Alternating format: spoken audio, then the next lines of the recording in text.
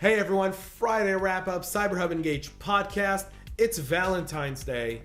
So for all of those listening, if you go home tonight with no flowers and no chocolates, be warned. I've been warning you for 2 days. Get this shit now. Otherwise, go home tonight and spend the weekend in the doghouse. Dan DeCloss joining me again for our Friday wrap up. Dan, what are you getting your wife for Valentine's Day? You know, I'm probably just bringing her some take-home food because we don't like to go out on this night. So that's kind of our thing. You're gonna bring her a cake? What kind of just cake? Just some take-home, not cake, just some takeout food. We'll just have a night in. Is it sushi night? It's our thing. Is it sushi night? You know, I don't eat sushi, and plus I'm from Idaho, so we didn't, there's not like a lot of sushi that we're gonna get around here that I trust. So what's good takeout in Idaho? Is it Italian? We have some good Italian. You know, in Boise we have a lot of good restaurants, right? So so some good Italian, or that's usually our go-to for takeout for sure. I'm a big fan of that. I also don't go out on Valentine's Day. Also, Valentine's Day happened to be on a Friday. I'm Jewish. It's Shabbat. So I just, Friday's already Valentine's Day for me anyways. Every Friday. I get 52 Valentine's Day. Nice. So with that being said, welcome to our Friday wrap up. How you been, buddy? Doing good. How about yourself? Thanks for having me. Congratulations on the new office. That's awesome. Yeah, and exciting. I know there's not a lot of stuff on the walls yet, but we're excited to be in the new space, so it's been fun. Yeah, it looks really, really cool and homey, and I'm excited that you guys are growing and getting big. You guys are also going to be at RSA. Very excited to see you guys there. You guys are going to be in the early stage exhibit area, correct? Exactly. Yeah, we're booth 16 in the early stage expo hall, so if you're going to be there, come stop by. Awesome. So this week's been mayhem madness, like every week in cyber. Although, if I was going to rank everything and the way we were going to cover these stories to me are my priority, right?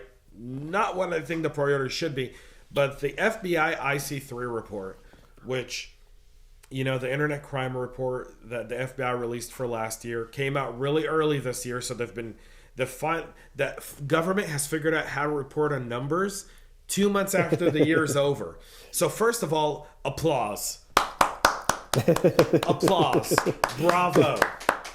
Good job, FBI. I don't know who did it.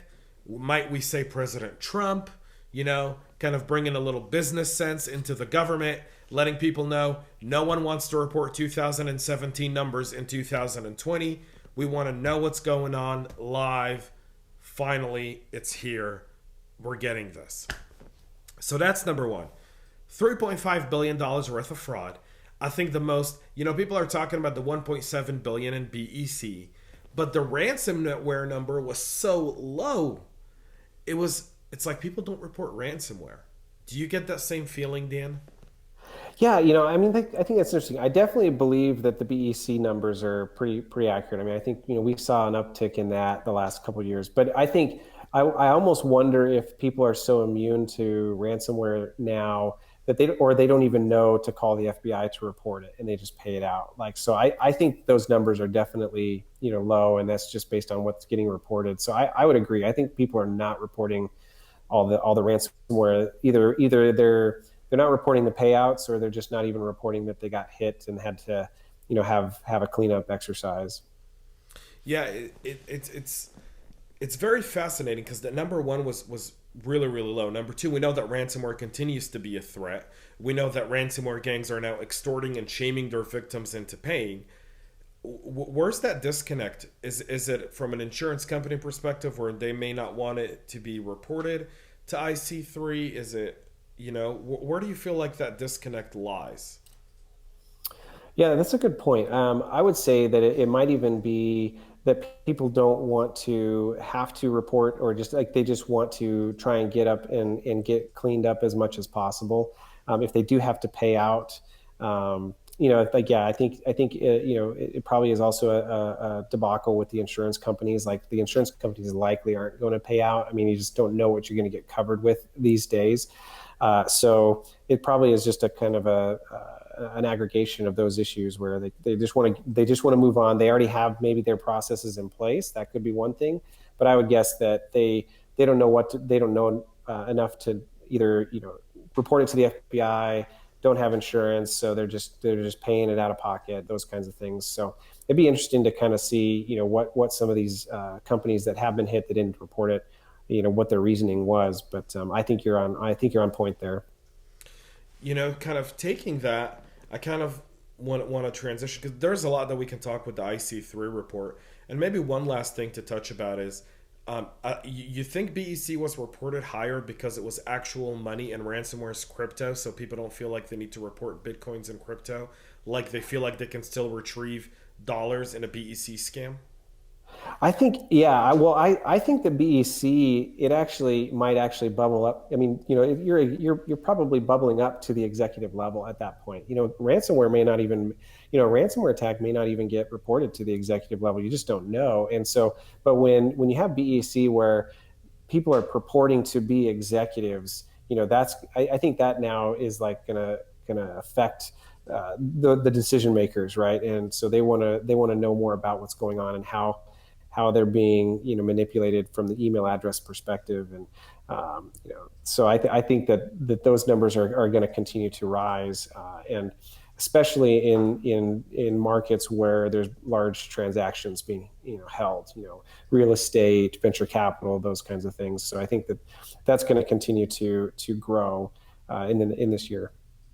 Yeah, it's really fascinating. I'm glad these numbers came out now ahead of RSA as well. These will be a great topic for RSA to really talk. And I'm gonna wonder how many collateral pieces that have been like maybe ordered, not printed yet, were changed this week after people saw that. They're all, put that number on there, change that. That's no good anymore. Right. Put this on here, right? Yeah. I'd love to see how people twist that. Kind of going in a different direction slightly. Talking about this app Votes, I spoke about it on Thursday on our daily cyber briefing. MIT researchers did a vulnerability kind of assessment. They I don't want to say pen tested it. They're researchers. They found a ton of vulnerabilities in the app, and instead of the app saying, "Hey, thank you, help us fix this," they go, "You didn't do a thorough enough. You only examined this part of the app," and kind of trying to go against MIT researchers. I mean, if you're going to go after researchers, maybe pick on someone smaller than MIT. Yeah. I don't know. Those guys are pretty smart. Yeah, but let's talk a little bit about this vulnerabilities in these election apps. Start me, please, because I've got.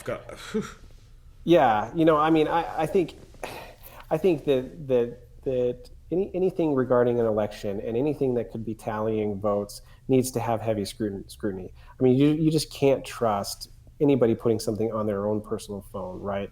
Or connecting it to a network that might have public availability to it. So definitely you need to have these locked down, not only from the source code perspective and actually doing a thorough review and getting these things pen tested and reviewed from a security perspective, but also not allowing them to go onto anybody's phones, like their personal phones. Like these need to be devices that are separate, isolated, just like you would treat any other kind of voting system.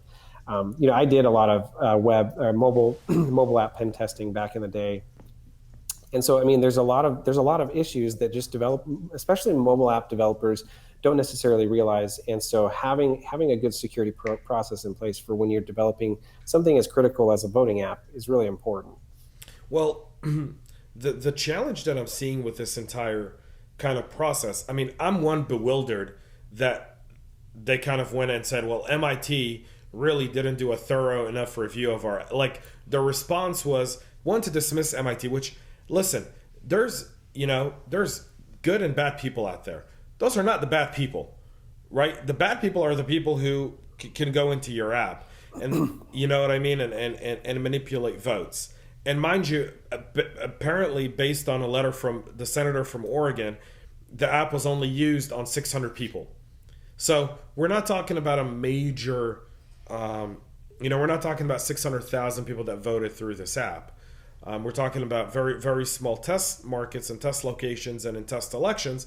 But people are planning on using this in 2020. I mean, what kind of scrutiny should these apps be put through? What kind of rigorous testing should they be on? And if there isn't a real clear standard right now in mobile app voting, should we wait for one before we even go down the route of experimenting with this thing? I mean, what happened to just the good old-fashioned way? Go stand in line, get a sticker that said I voted. Right. Get out of work for a few hours. Yeah, no, exactly. I mean, I think something is critical. I mean, with 600 people, that's not going to maybe sway a vote one way or the other, but it starts to set a precedent that people now start to feel comfortable doing this without actually recognizing that the app hasn't been reviewed from a security perspective. I mean, from the get-go, you should definitely be having code reviews, static code analysis, dynamic code analysis, and then mobile app pen testing, where you actually hire a firm to come in and install the app on a phone, test it through all its rigor and all its functionality, and be looking for any of the vulnerabilities that might reside both on the device. So is the vote, are you able to manipulate the vote across apps within the device? There's a lot of inter-process communications that happen between the apps. Especially on an Android device, there's some vulnerabilities that can really pop up from there.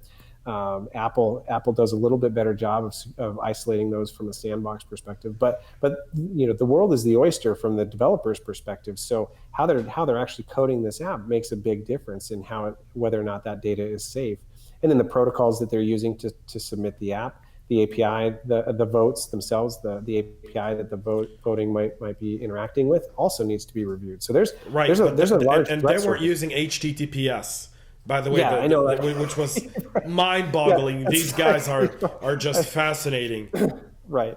Yeah. So I mean, I agree. It's like don't go after the messenger within the MIT guys. I mean, if they found a lot of these things, that's just probably the tip of the spear, right? So I mean, there's more there, and they should be grateful and say, okay, we need to go back and maybe get a professional consulting firm or somebody. Well, go to those MIT students. Right. I mean, just take their stuff for stuff for absolutely free. They'll gladly beat your app up and down, inside and out, point out all your weaknesses, and they'll fix it for you for free.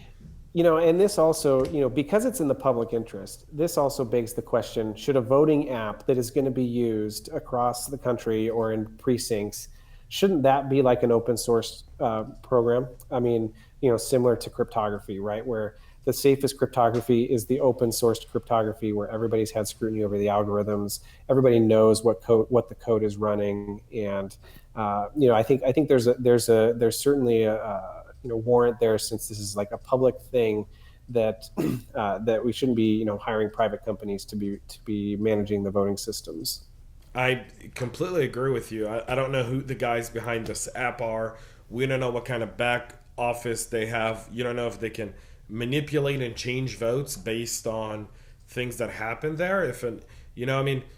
We know this all too often. An employee's personal agenda can sometimes overshadow a company's mission.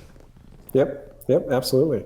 I mean, so something this critical. So yes, I completely agree that this needs a lot more scrutiny. We shouldn't start putting this into the more popular elections until there's a better standard, right? And even potential just regulation around it. Right. It's fascinating for me to see this. Really, I was infuriated about this on Thursday morning. It's just, I talk about election security so much. And part of it has to do with the fact that the reason our elections can't be hacked is because different counties run them their own, I think, what was it, in one of these states has got 99 different counties. Which state was that, Micah? Is it Texas? No, we reported on it earlier this week. Was it Florida? Florida, yeah. Florida had 99 counties? That's the only state that we've reported on. Yeah, I think Florida had like 99 counties, has 99 counties. Sorry, no, I'm mixing the Microsoft vulnerability thing. They had not.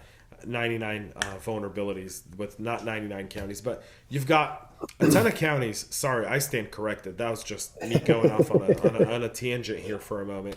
But Iowa has 99 counties. Iowa has 99 counties. So it's practically impossible to hack Iowa because not every county uses the same machines and the same methods and the same networks. It's hard to do that. You can't, brute force hack an election. But with these mobile apps, you sure as hell can. You bring something that really isn't feasible and doable and you make it extremely feasible and doable. Especially if you stick that app in the Android Google Play Store where Yeah. they don't, where I can come and create an app that looks really similar to it and have people download and think they're voting and they really don't, they're voting on a shit app, an app that doesn't exist. Yeah, exactly. Yeah. Yep. Yeah, yeah, horrible. And and so we'll end with the news out of the Department of Justice that they decided to charge 4 Chinese nationals that work in the intel community for the breach on Equifax. A victory speech or a we know it was you, China, be on notice? Which one is it? I think it's a little bit of both, right? This is not the first time that they've indicted Chinese nationals, right, for hacking, right, and the theft of intellectual property on companies. And so, I have a close friend in the FBI, and it's truly trying to put everybody on notice, right? Like, hey, we understand, like we are taking this seriously as a country, right? And that you need to stop.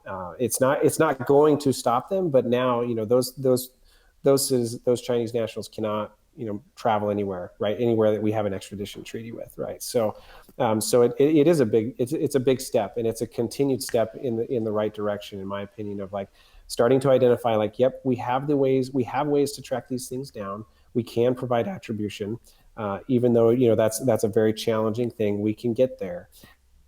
So I think it's a really important step, and I think that we as a country need to continue to do this, to at least highlight these are the people that are doing this. This is why they're doing it.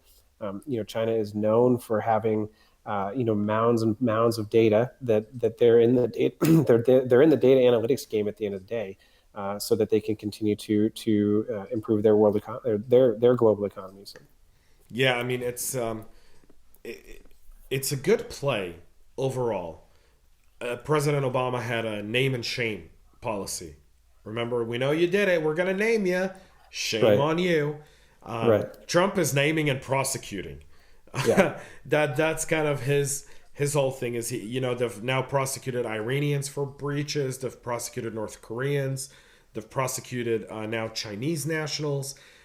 I think the only difference here is that these guys are all military officers, and that's really interesting because when you look at this is kind of more of like espionage, and we don't really ever prosecute espionage. Espionage kind of stays in the shadows. So is this kind of a new battlefront that we're opening here from an espionage perspective? Could we risk China possibly prosecuting U.S. intelligence officers for breaches that maybe we don't know about that have been done in China, and now they come out and say, we're going to prosecute you, Dan, Right. for hacking the Chinese central government website, defacing it, and putting a picture of Trump giving the elbow to President Xi.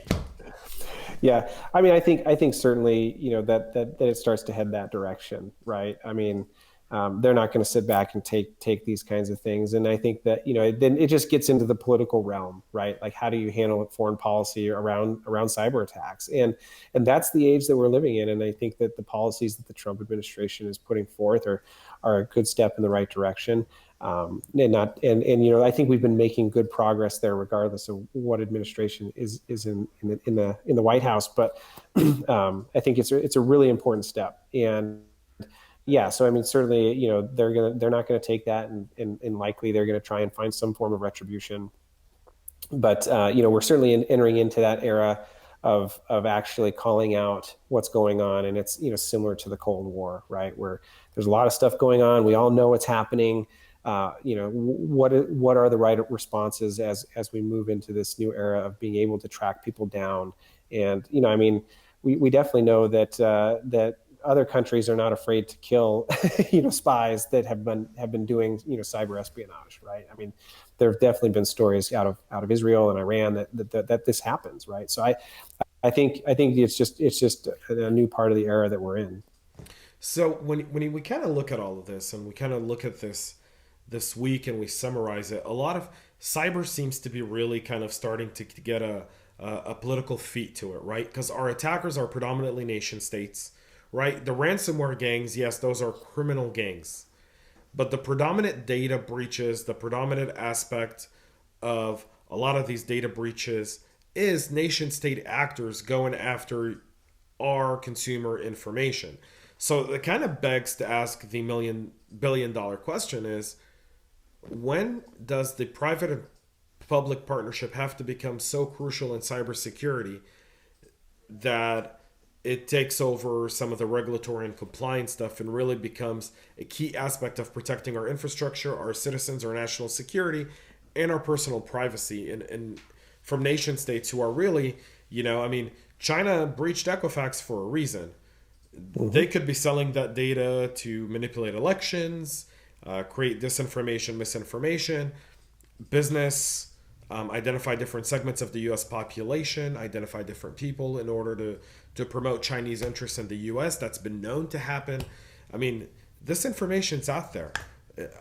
When do you see that gap bridging, if ever? Yeah, I mean, I hope it starts to bridge soon, right? Because we know, I think it was a Wired article that came out earlier this week too, that kind of highlights the OPM breach, the Anthem breach, all these other breaches where it's China just culling data, right? And then they have this capability to now correlate this information. So information about you, information about me, anybody that might have ever gotten a security clearance through the government. Is one aspect, but then it's also individual citizens and their kids, and it's a long-term intelligence play, and so that these kinds of indictments, by the FBI, these kinds of articles, this kind of information that's coming out where it's years after the fact, but and those of us that were there in it kind of knew this is, we've known this has been going on, but it's now becoming more public. And I hope that the public will start to recognize, yes, this needs to happen. And so we can kind of push public policy to help bridge the gap between public and private protection, start to establish more standards that everybody can be involved in, from regardless of the size of the business, as well as protecting our personal livelihoods. Speaking of standards, what are some of the standards that we need to look at when we're doing vulnerability and assessing, a purple team or a black or a blue team? What are some of those standards that need to be put in place in order to really kind of expand that partnership? Are there any standards in place now that people could know about? Are there any little things that are going on to really establish kind of a standard for a blue team, red team, a purple team, and others as well? Yeah, a good question. I mean, so definitely from more of the program management side, we would be highlighting things like, deploying some kind of framework, whether it's the CIS top 20 controls, where you have a starting point, right? And then you need to be doing assessments of your security posture on a routine basis. So that's what we would call more of the red team activities, or the proactive activities. So being able to conduct assessments and then being able to compare those against the program management pieces that you've put in place, like what kind of policies do you have in place, how do you manage passwords, some of the basic fundamentals that these frameworks start to lay out are important, like starting points for an organization that may not know how to get going in cybersecurity, and then using something like PlexTrac, like our platform to really track all those results and then show your progress over time, and then have an idea of okay, what's next on the roadmap, right? So it's important, to be established to some kind of baseline framework, more from the perspective of getting those fundamentals in place if you don't know about them, right? There's that age old discussion around security versus compliance, and really a solid and a diligent security program, you're going to be compliant with most regulations. But if you don't know where to start, those frameworks are really good for getting you off the ground. Yeah, and that seems to kind of be the challenge in a lot of I think in a lot of these cases is there are compliance doesn't equal security. Good security may equal compliance, probably will equal compliance, if the CISO knows what he's doing.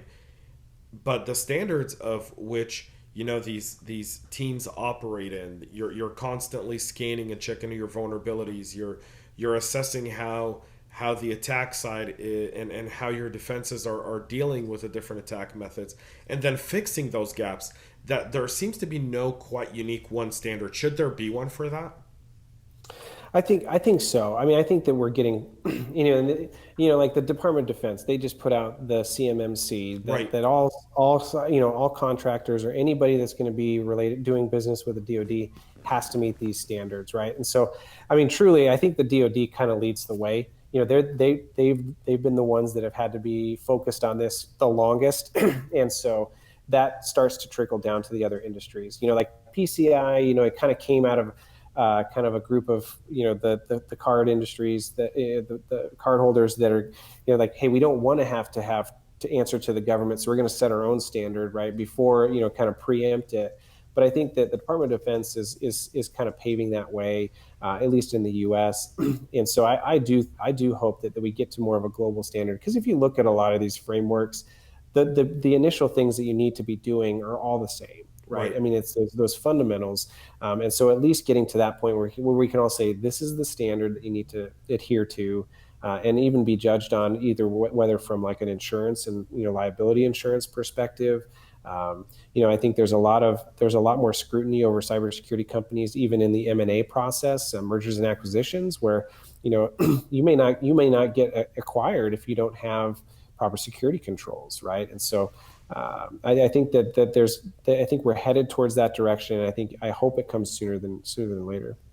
Absolutely. I really do hope that we find some sort of standard in our teams, on our red, blue, purple teams, as they're working to set a standard from moment of vulnerability discovery to the moment of patching, to the moment of fixing it, to the moment of patching, to setting up a standard where it says, hey, this has got to be done in 6 hours. There's just right. You're not going to sleep tonight, buddy.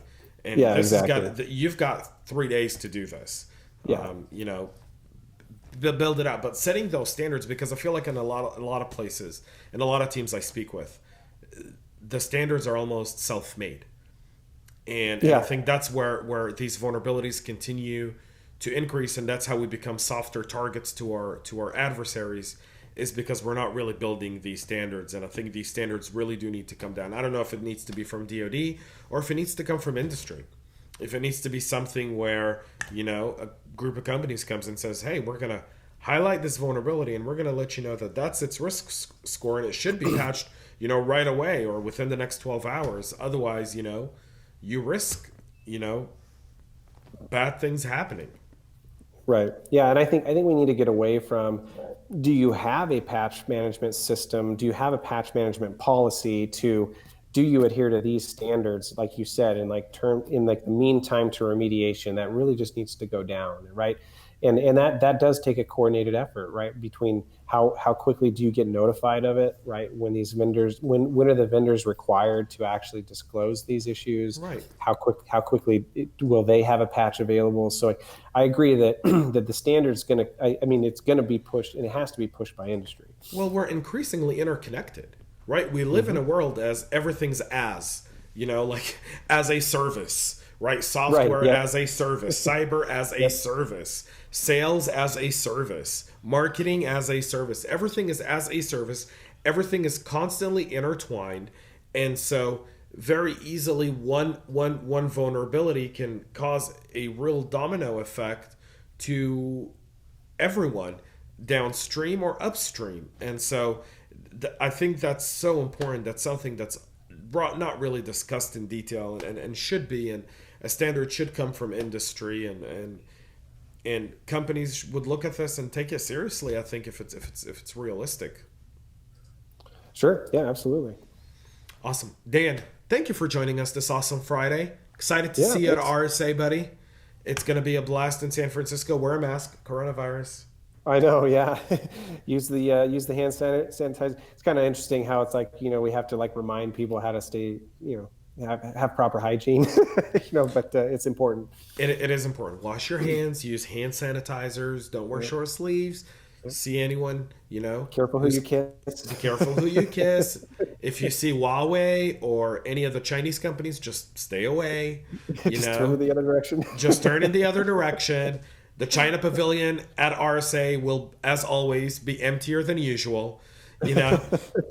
Every year I go by the Chinese pavilion, the 4 or 5 Chinese companies that are at RSA, and it's always just the employees there. And then the guys that are picking up the swag, and I'm like, no, stop! Don't take the swag. Don't take the swag. But it's going to be a blast. Awesome. Again, you're in the early expo area, booth 16. 16. Yep. And the early expo is in Moscow, north or south? I forget. I don't remember. All right. So for those going to RSA, make sure you go visit PlexTrac and say hi. Check out their awesome platform. Dan, thank you for coming on this Friday wrap up. It's been a busy week, folks. It's been a crazy week. We're wrapped it up. It's done. It's Friday and it's Valentine's Day. So whatever you're doing, go get your wife flowers, chocolates, some takeout like Dan does, preferably Italian. Very, very romantic. Get spaghetti and meatballs, then you can be like Lady and the Tramp and end up. And with that, you win Valentine's Day. Until Monday, enjoy your weekend. We'll be back with so much more on Monday. A new week. Monday's President's Day. So wear your flag pins and say it proud. Let the president roam and roam and roam. Until then, we'll be back. Have a great rest of your weekend. Shabbat Shalom, and we are out.